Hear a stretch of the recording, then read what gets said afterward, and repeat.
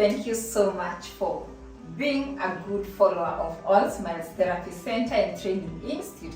So today we've come to you, and even before we go on, we want to introduce a very new segment to our viewers out there and especially our clients. So what comes or what become of someone when they are into substance and drug use and all that? No, it's not about just substance and drug use.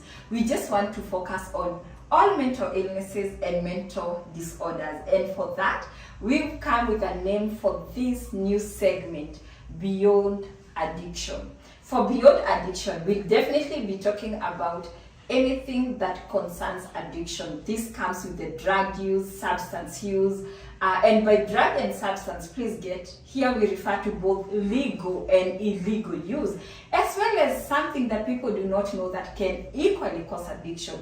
That is the prescription. How many times the prescribed or the ones over the counter, how many times have you gone to just a chemist to buy Panadol, some painkillers, some even sleep pills, and within no time you realize, wow, I'm not able to go on with my life without this. This and much more. We'll also be talking about any mental disorder, of autism, bipolar, ADHD, a lot of things. And guess what? We've made this setup to be very different because it will not just be myself. We are going to have our psychologists who will be discussing various mental issues and mental illnesses. And not just that, we are going to have very beautiful, handsome people who will be coloring and beautifying our show by coming here and sharing with us about their experiences. But before we go on, today we have a very special person. We are starting with Beyond Addiction, with addiction as our first experience and the first story that is going to go into this segment. So with us, I do not want to talk more about anything. I will allow my guest to introduce himself, to let us know who exactly he is and how he relates with today's topic. Sir, how are you? I'm good. Before we even go on, something. Yes, please. How I got to know about you. I'm just sharing before you introduce yourself. Have gone out about this, have shared in our other social media that I have my own brother who is going through addiction. And he's already in a rehab, and we are now 1 month and 2 days, 1 month and 2 days since he joined the rehab. And 2 weeks after he joined that rehab, it's when I met you, because it was a family day. And during family day, they invite families of people in the rehab, and they also invite other people who come to share their experience. That's how I got to know about you, because you are there to share experience. And in this case, you're not just sharing experience with the parents and the people who are already there. You are sharing as someone who has been there before. Perfect. And I was happy with what you shared and impressed and said, wow, what about if you can let other people get to know who exactly you are and more about you? So this is your experience and you're going to share. And first, thank you so much for allowing to come out and share with our people, and to just sensitize them about this thing that indeed they're there. So I will allow you to introduce yourself and share your journey with us. Mine is just to be here and maybe get to ask here and there psychologically, but it is your story. So introduce yourself. So thank you very much, Trizah, and greetings to our viewers. My name is 𝐒𝐢𝐠𝐬, and I'm grateful for this episode. And as Trizah says, we met at another forum where I was sharing my very own experience and struggle with addiction. And let me put it straight here that I am, or I have been in the last 13 years making a personal journey of recovery. And when I say 13, that is to mean 13 years ago, I found myself being admitted into a rehabilitation center. And I went through, what is supposed to be a minimum of 90 days recovery, but for me, they turned out to be 125 days. And this became the beginning of a new phase of my struggle with addiction. Before I found myself in a recovery center, the journey had been a journey of 15 years active addiction. And what I would say, where did all this begin? I was brought up, or I come from a family of 6, and I'm the firstborn. I got 2 sisters and 4 brothers, 3, with 4 brothers and 2 sisters. And may my dad rest in peace. We lost him in the year 2010. Sorry. May God give life to my dear mom. She is alive and in fact very much excited and very happy about this. And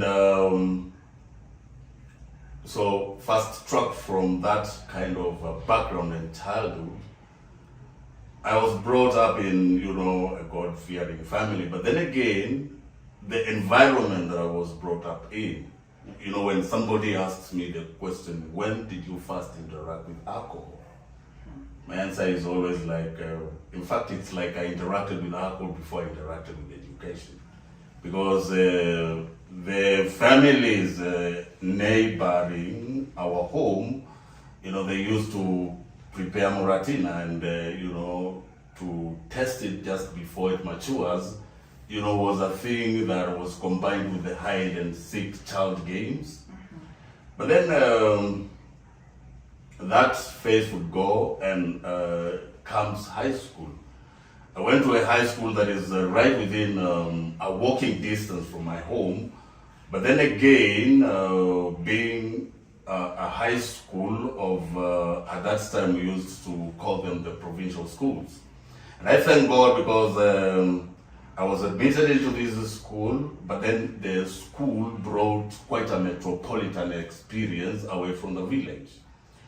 And so this is where, again, my initiation into drug use would come in. And I remember, it began with what exactly we call peer pressure. When you question people exactly how did they begin or what was there, a number of factors put together push somebody into, drug experimentation.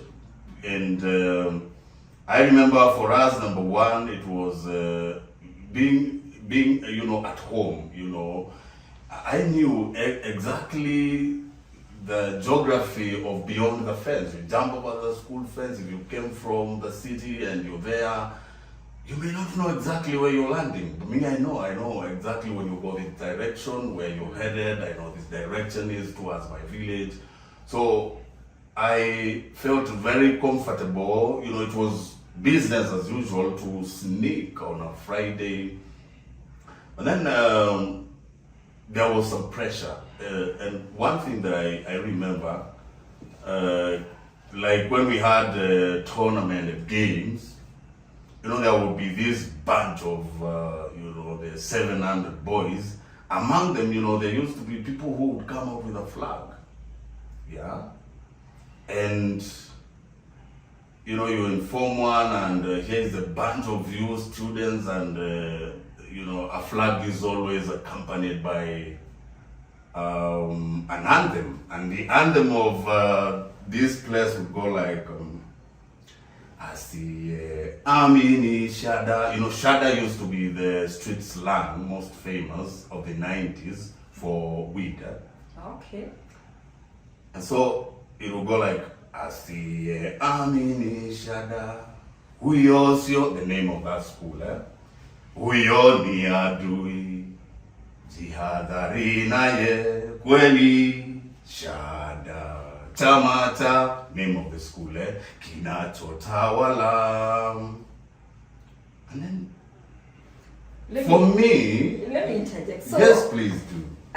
This anthem, Yep. that's glorifying ban. Yes. Was it the official anthem for the school? It was not the official anthem for the school, but then again, how it found its way to close to official is because, okay, here is the cheering squad.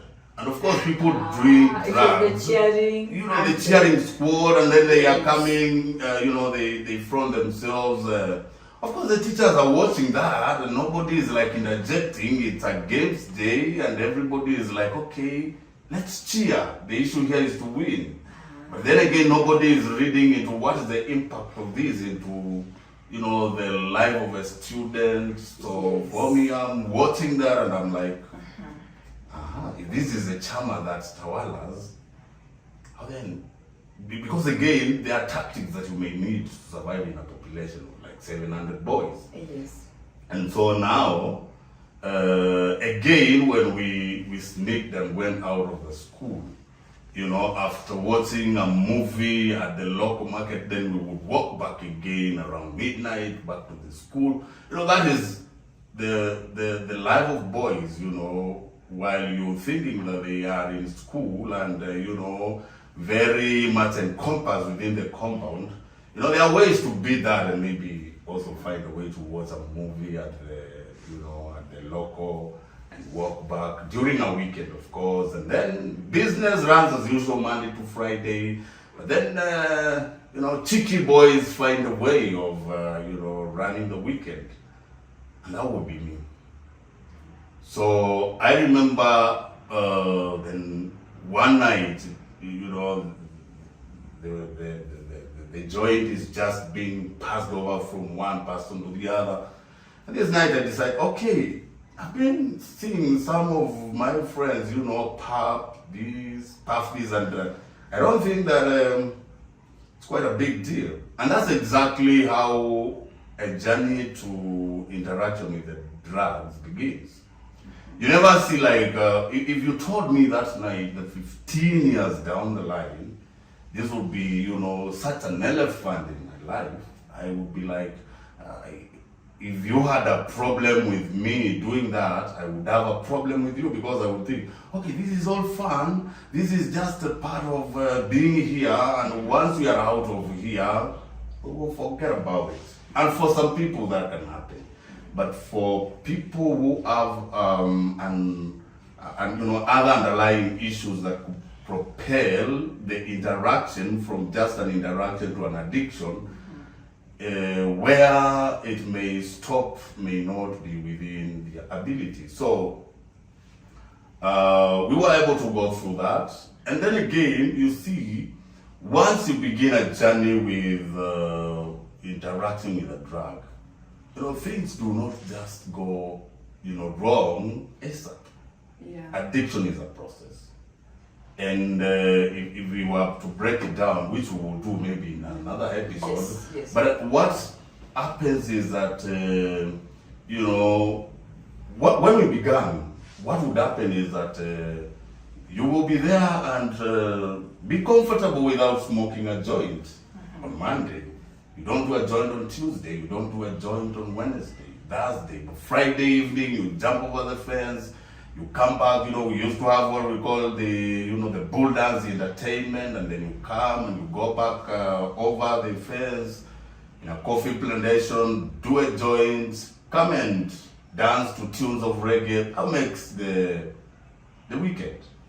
And yes, please. Yes, please. Because this is a very, very important topic, yeah? Because one thing is that even the parents out there, they absolutely do not know. And when they bring their kids here for therapy, most of the time we see there is a very big disconnect. They'll come even with letters from school that maybe this kid has been sent because of substance use or something. And when they come, we'll have, of course, some parents who will be very cooperating. We'll also have others, and by the I'm not blaming them, because at times it's because they lack that awareness, who will come and defend and say, no, I know my kid can never take substance. I know my kid so well. In fact, it's the school that has the problem. So in your case, you started, of course, you started testing when you are growing up. Now this behavior became almost your everyday thing or your every weekend thing while at high school. I would like, because of even the parents who are out there watching, and at the same time I know this video will also go, and even these kids who are in school, they'll come and watch. I would like first we start with this thing of having it as a cheering anthem. The teachers, they are there, and definitely they knew you are cheering about the school winning the game and about band, and they never did anything. That's enabling, because it ought to have been stopped along the way. That wait a minute, what are you doing? So the question even to our learners in the school institutions out there, are we really in touch with what, or do we get to regularize what they are going about, or the cheering and then they have? That's one of the questions. Then we've talked about sneaking out of school. So before we go to even someone who is out there, let's discuss about how it is like and how to get to know the sign of addiction in high school. And in this case, I would like we discuss it from your real case scenario, how you felt about it, and at the same time, how this was like even to your the people who you are taking with.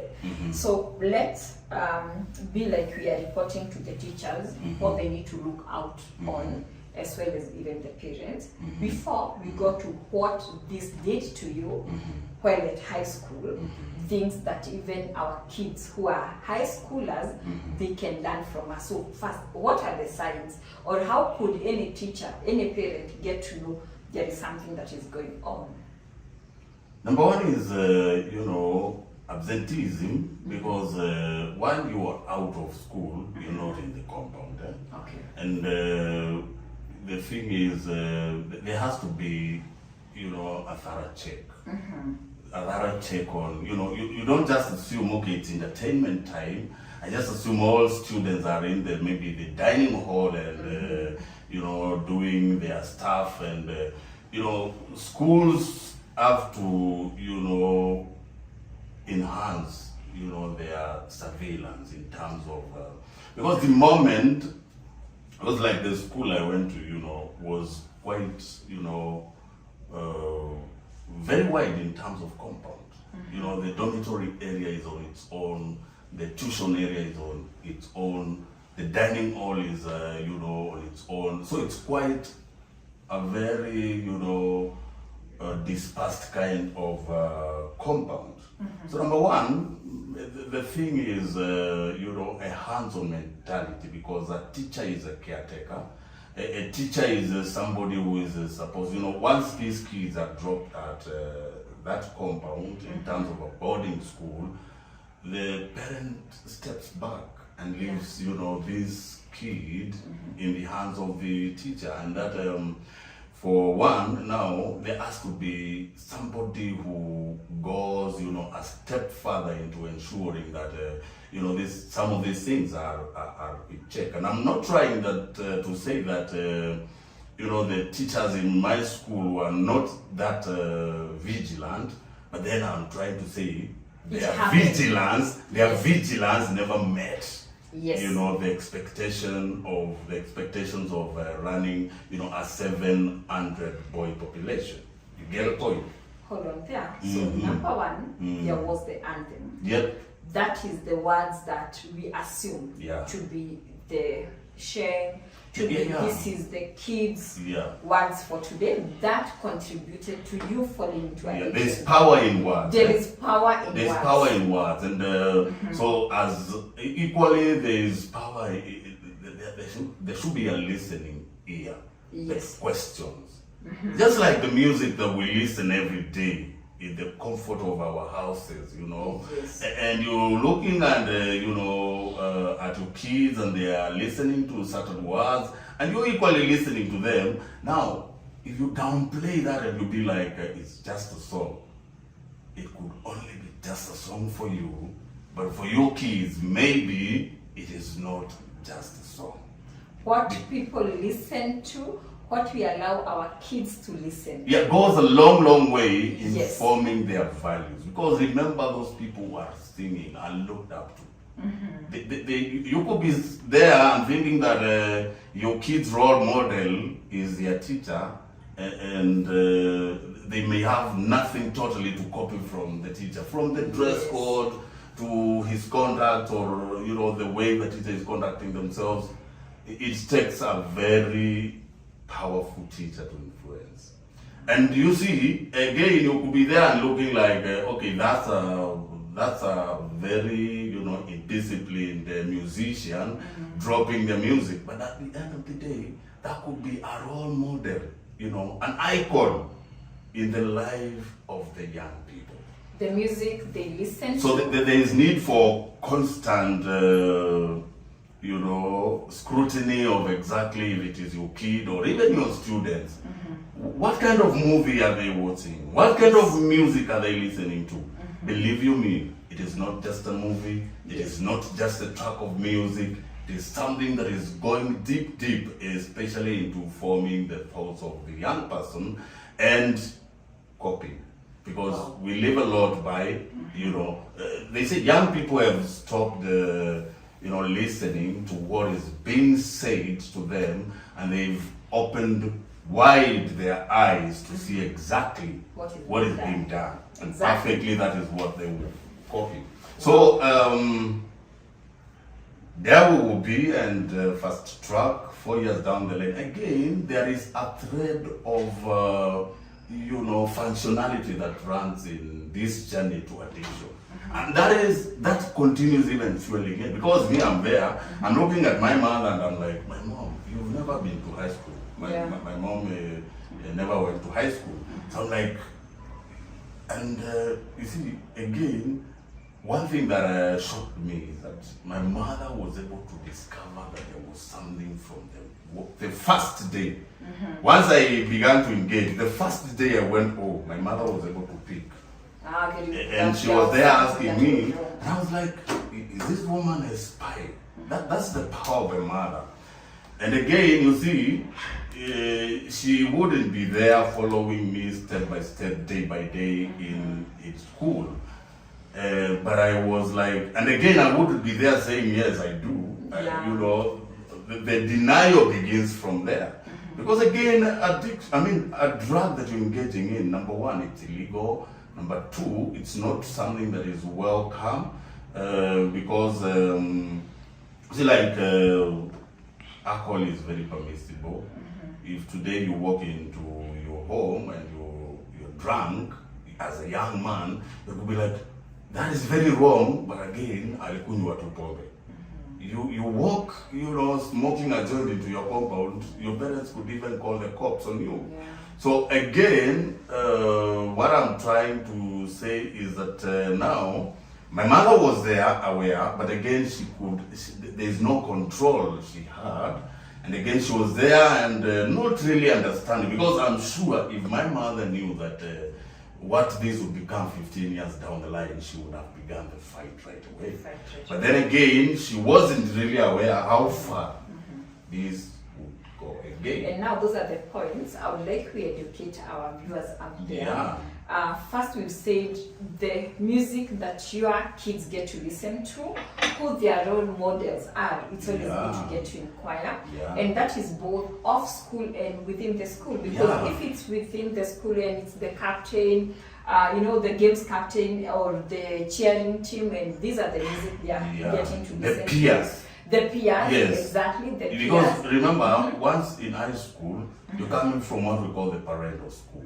A place where your values are guided by what your parents have been saying. Yes. But then you cross over and you get into high school, it is the first time you would spend time away from your parents, a week, a month, a term for that matter. And what happens is that now the group that you join, the peer school, the peer school that you join at that point will determine a long way what again becomes your value system, because they form your value system. And during these years, the teenage years, the teenager begins to really break off, the parental school and also listen to Yes. I'm sure my son today might not want to copy my dress code. Yeah. He may not be really excited about my hairstyle, you understand? But he will be pushed and pressed to live by the standards of the peers. Meaning what? The dress code will be, regulated by that. It will be informed by what peer, school he has joined. And now if they are doing drugs, too bad. And so it's important for parents to keep scrutinizing, and this does not have to be said. It's displayed in, as we say, the dress code, how these person, let's the talk kind about of, it. yes, please. How are you feeling? First, you told us you used to sneak on a Friday. Was it on a Friday? Just Friday evening we would sneak. You go buy. Yes. Where were you getting money to buy from? You got some cash given out as your pocket money.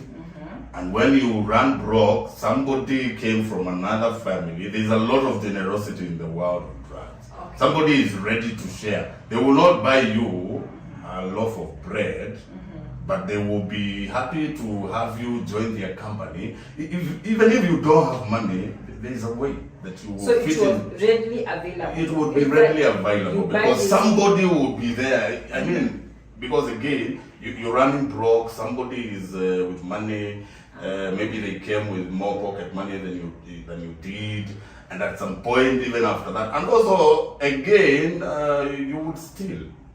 This habit is not also easy to fund. So what happens again is that you will find there is a lot of stealing some bed sheets, some blankets. Hold on there. Yes, please. This is a very important thing. Yeah. Have had people with kids in high school. They keep on saying they've come back. My son lost a pair of bed sheets. Even we had a colleague here, and last time I think she had to buy everything for the son who just joined Form 1, and everything they lost. So these things, they are stolen and sold within the school. Not exactly. Okay, within and without the school. Okay. Because one thing is, once you miss, you could have some money, and somebody could buy it and sell it. Could steal it and sell it to you. Beyond that, over the fence, there's already buy outside there because again, the stuff is being sold at throwaway price. You're only selling to fix, the desire to fix yourself with a drug. So again, you see, you're out there and somebody is walking by with some blankets and compared, and they are new, by the way, because mostly the people who suffer these will be like the newcomers, especially the formers. What you're telling me, these things, they are stolen from innocent kids. Yes. To be sold even to people out there. Yeah. Could be maybe people within the school, or maybe the neighbors. A blanket, something. Or some broker somewhere, somebody who is brokering in bulk.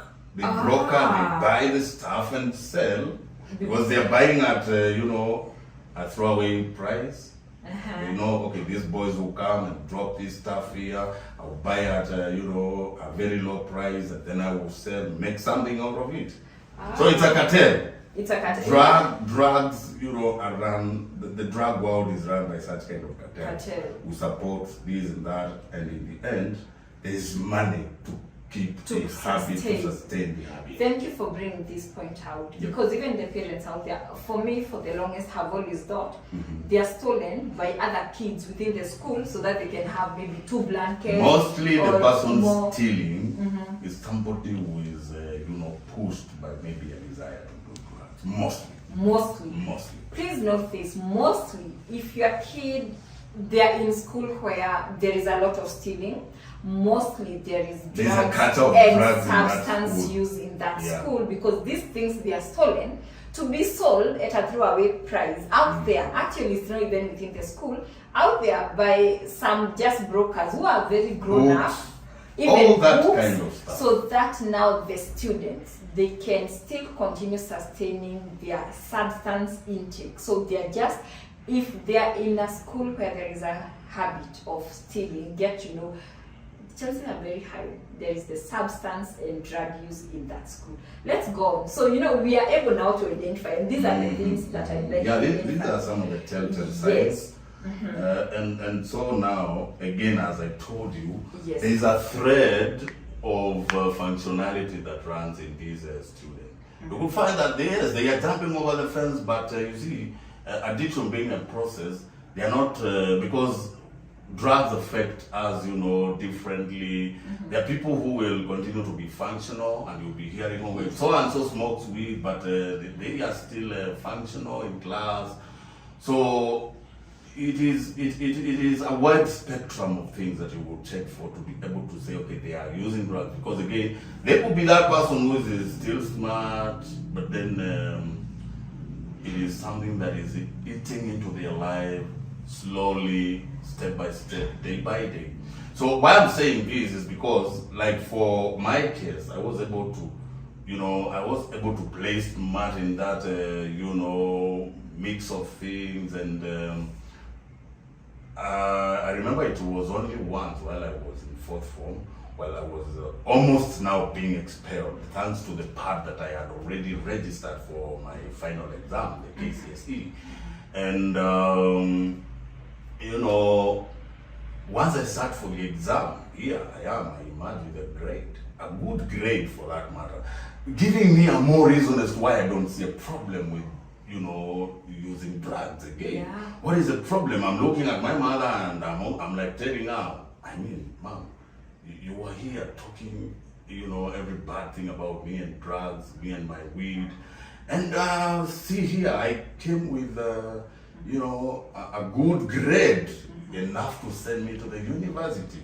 So I'm like, now, I think the problem is the people who think that weed is a problem. Weed is not really a problem. Because you but then perform. again, yes, I performed. But then what you forget is that this thing is not only, because life is not only about grades. Life is also, or in a bigger way, about character. So this thing is eating into your character. This thing is eating into your health, and slowly now, you know, 𝐭𝐝𝐿𝐺𝐬 umaliza buyu la asali. So before we go to the yes, please. asali, and before we go to the grade, so you are never caught. You are almost expelled towards the end, but you started right from Form 1. Yes, right from Form 2, yeah. From Call Form it 2. Form 2, yeah. Now, what are some of the things that made you, like drug or band made you do while in school? Is there anything that you could remember, maybe even lack of sleep or just being happy? Or what are some of the things? Yeah, the euphoria, the rush of it. Here it's, you know, games day. You go behind there and do a joint. Of course, you're high and, you know, there are girls coming from the girls' schools. There's a certain hype that goes with these activities, and you feel like, you know, the drug is serving a purpose of you, you know, feeling the spirit of the day. You understand? I get it. Again, there is, you know, the music that is playing every Saturday in a dining hall somewhere. You feel, you know, this thing is so well matched with the vibe of the night. And again, it would also help you, like now, you know, belong. Like for example, you would find that a bunch of students who are doing drugs, they are untouchables in terms of what? You will not be bullied. Number two, even the authority, you know, the prefect's body, which was again very powerful in my school. Again, they identify a bunch of, you know, untouchables. These people will even select like a cubicle, that is where they are sleeping. And for you, the prefect, I mean, keep off. We don't have to you don't have to be there pushing us to spread our bears. We can do it in our own comfort. So you feel, I'm belonging to the right, you know, group of peers. People who can even challenge authority, and the kind of life that I'm living, because again, there are duties. You don't even belong to that, caliber that will be pushed around, go and dig, a certain flower bed that's some place in the compound. So there are benefits coming with it. And just by the virtue that, ndio wale wanavutanga bangi, that tag alone makes you an untouchable, because again, they don't work alone. We work like a bunch of us. We are a cartel. So you don't touch us. If you touch one of us, you touch all of us. So at the end of the day, that even now puts more pressure into people, and then you feel, okay, this is it. And if you are able now to balance between belonging to that cartel and also concentrate on your studies, you're thinking, I'm running my life, and I am cushioning myself. People are there saying they got into our room, they stole stuff. They never, steal stuff, because the thieves are right within that cubicle. So there is no one day you're coming from class and you're saying, okay, I'm missing my mattress, I'm missing, because it would even go as bad as that. You would even miss a mattress. And you'd still carry the mattress over the fence? Over the fence and find a ready buyer. Now, so there is the euphoria, yes, the euphoria, the feeling of belonging. Yes. There is also, the issue of recreation. You feel to sneak and jump over the fence. I mean, who would want to just jump over the fence for no reason and walk all the way to the local? Okay, maybe there will be guys like such. But for those people, because again it goes down to personality, temperaments. There are people who love fun in their life. So they want, the moment you get to hear that, when you do this, a joint of weed, fine, you're good, it can feel better. Because again, it is about experimenting at the beginning. And when you, like for weed, it brings such an euphoria that you keep going back, an exaggerated feeling of goodness that goes with interaction with it, and slowly now, the brain begins to define fun as only a thing that can be found in this. And so, fast track to post-high school days. Before we go, please. Because I would like you want us to exhaust this environment of the school. This to high school, and why I'm saying this is because as a practicing psychologist, we've had many cases. Actually, they are on the rise. I can imagine you're telling me of 1990s. Yeah, those are the 90s. The 90s. Today we are in 20s.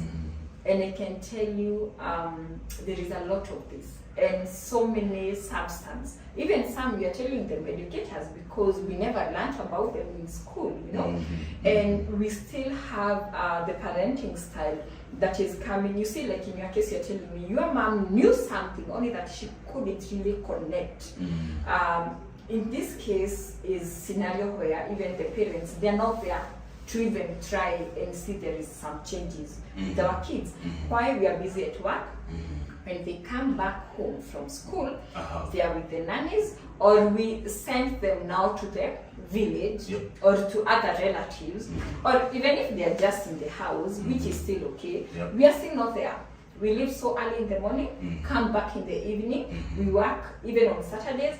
On Sunday, we know for those who go to church, they wake up, go to church. After that, it's a family day, you go somewhere, you are having your chips and all that. The kids, they're just there interacting. You do not have time to get to connect and realize, this is not my son and this is not my daughter. So I feel before we even go to post-high school, it's good to let parents know that these things, they are real. They're not just things that we hear and we read on news, because that's still something else. They'll say, hizi ni vitu za watu wengine, And it's true that we have substance and addiction going on in high school. And we've been able to see, first, it's the choice of music. your kids they are listening to. When they're in school and off school, get to know their role models, get to know their friends in school. Have had scenario where the parents say, I like it because they are with these people, they are untouchable, you know, they're in the same team with the school captain. I don't know why even some of the prefects they support that. And so the parent is so secure because they feel they're untouchable. But they need to know the reason why your son or your daughter maybe or might be untouchable. Yeah, that untouchability could be telling more. Could be telling why are more. They not? There is more. Why are they enjoying, you know, a certain special kind of treatment? Yes. And what are the dynamics surrounding that? Could it be that you know, they are in a group of you know, peers that become untouchable by the virtue of their behaviors? Because again, drug addiction comes with rebellion. It comes with violence. You know, these are people who can unleash violence. So maybe the authority, beginning with the closest authority, that is the prefect, will be feeling like we don't have to interfere because again, it could be bringing trouble on ourselves. It's their life. Don't have to get too close. Why should we put our lives in that kind of danger? It is their life. They can continue doing their drugs. And we don't have to go report. Because again, these are people who are also issuing threats, you know, and saying, okay, if you're there and you are, you know, telling on us, you are a snitch. And if you are a snitch, we are gonna deal with you at some point. How they gonna deal? And maybe you've seen that, because there would also be the issue of, you know, once you are now clearing with fourth form, you know, it's like, okay, you know, you went ahead and because you were prefect, now you and your prefectship is over. We are now equal, we are clearing school and we are setting records straight. That could be, you know, the day you finish your high school and, you know, you could be living. So, in the interest of their safety, some of the prefects will be like, I mean, if somebody is doing drugs, it's their life. If it is about being caught, let them be caught by some teacher somewhere and let that teacher, you know, take, you know, the necessary action. So this thing continues, you know, undercover and again, other than those people who are experimenting, there are also people who have begun drugs way long before they even joined high school. And they are coming from a world where they've got, for me I would say, yes, I'm here, I'm not doing any drugs between Monday and Friday. There's somebody who is sneaking again from Monday to Monday. You know, every day they have to find a way. There's pressure because again, you'll find like Mondays, you know, the weekdays are very, you know, packaged with the classes. And there is a person now again among the population who is struggling with an active addiction already. There are people who are at the stage of experimenting. There are others who are way long addicts. What is happening to that kind of bunch? They feel a lot of pressure with the, you know, the very packed, you know, packaged program. And those are the people who may now even get into a lot of problems and maybe fail to, you know, go through high school because now, because of the pressure to engage in the drug, they might be forced to, you know, even jump over that fence at very risky hours. Like if you do that, you know, during the day when they are running, you know, like a roll call, then the teachers will pick a trend. This person is ever missing classes, and before you know, so and so was expelled. Because one thing that would happen again in schools, once you're caught, it is not like there's nothing like discussing what is it that you're going through, where did it all begin. No, it was a matter of that is discipline and you're sent home right away. But again, by your virtue of being sent home, that does not solve the problem because there are very many others who are at different stages of interaction with the drug and still sailing through the system. Wow. This is deep. This is a lot, and especially to parents out there. I think it's good we get to know about these things. And thank you for opening up about your addiction while still in high school. Yeah. And in this case, we can say this is bang use. Were you using bang only? Weed. Okay, again, what happens with drugs, it's not easy to find this one person who just gave this one drug. Because drugs have different, effects on the brain.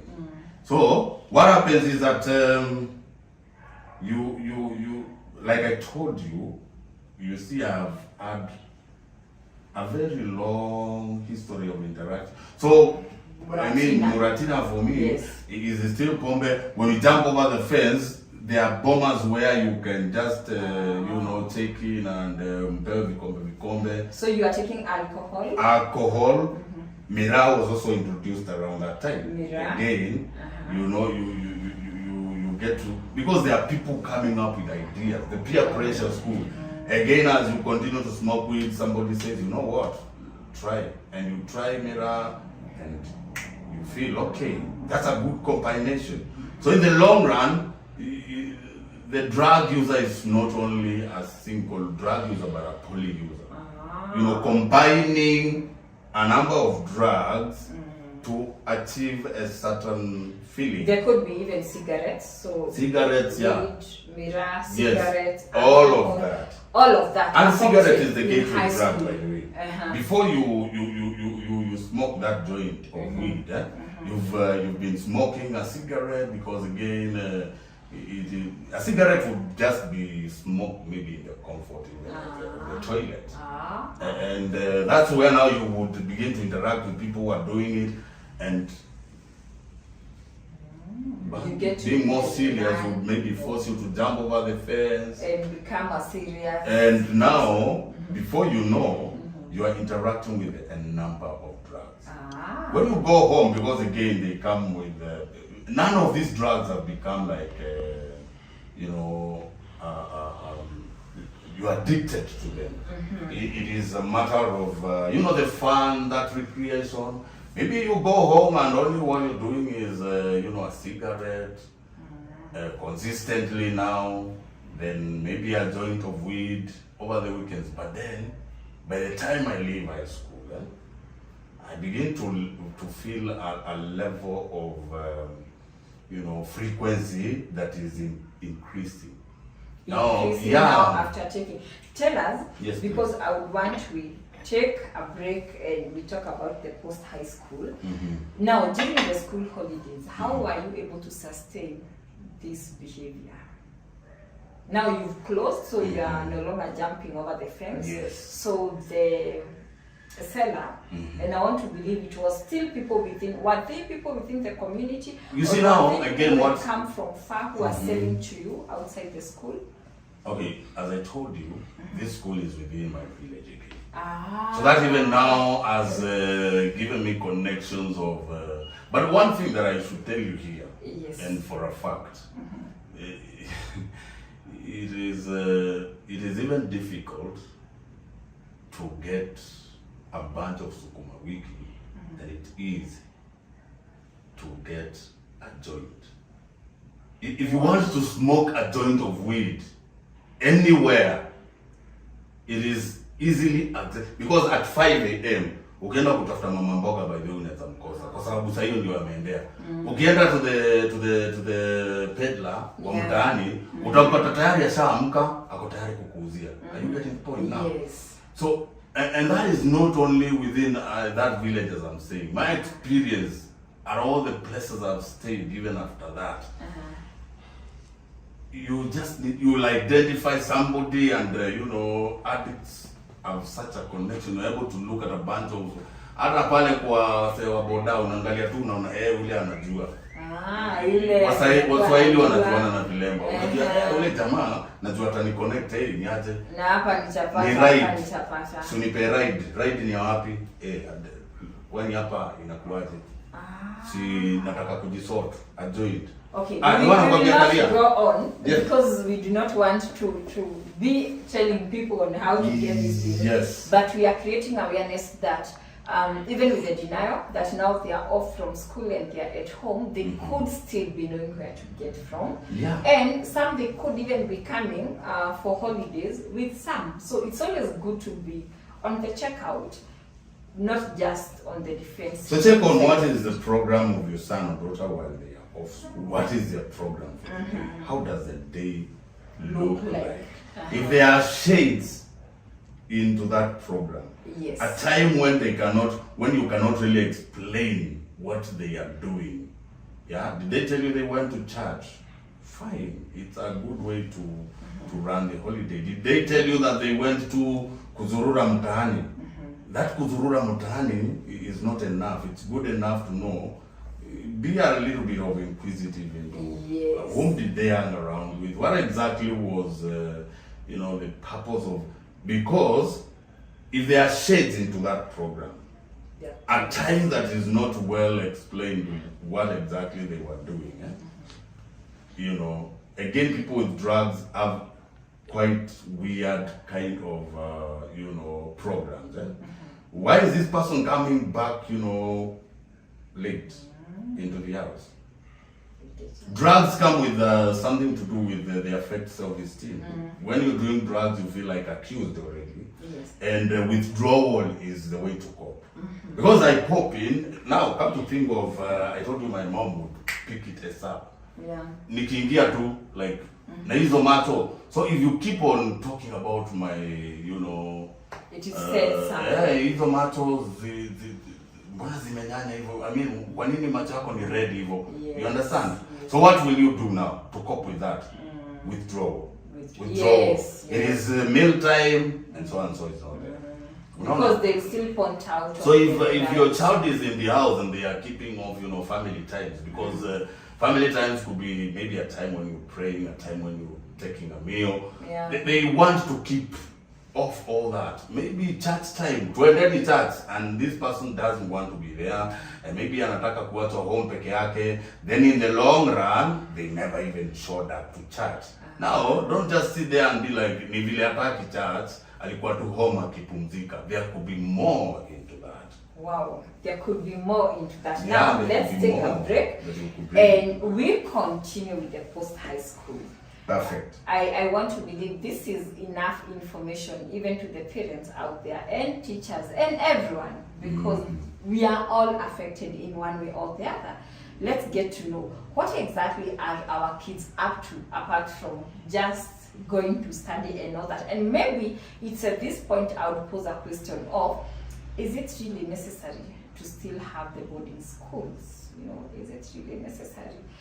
Do they have, when we balance the goods and the bad, like how can we talk about it, the benefits of being in a boarding school? In a case like Kitabi, where yes, he had tasted Muratina, Alcohol, yeah. but Mira, Banki, All these came came to with be- the high school experience. came with high school Yeah. experience. And please, even as we talk about knowledge, he still scored so well that even after high school, he had this very interesting and brilliant vision that he's going to take us through and also tell us how he was able to double that with addiction. Thank you.